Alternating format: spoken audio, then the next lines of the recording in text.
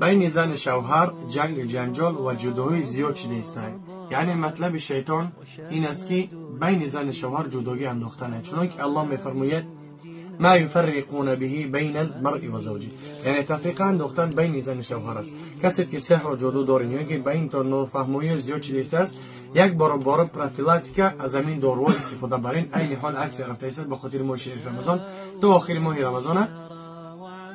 کسی که سحر و جادو دارین میخرین میپرتاین یا که شکم روی سخت میشوین. اولش که الله سبحانه و تعالی شفا میده، چون که رسول الله صلی الله علیه و سلم میفرماید که لكل مرض فيه دواء ولكل دواء فيه شفاء.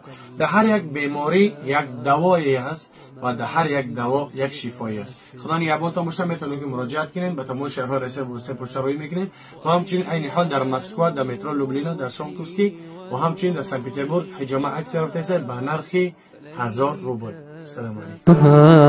غدا رمضان فليت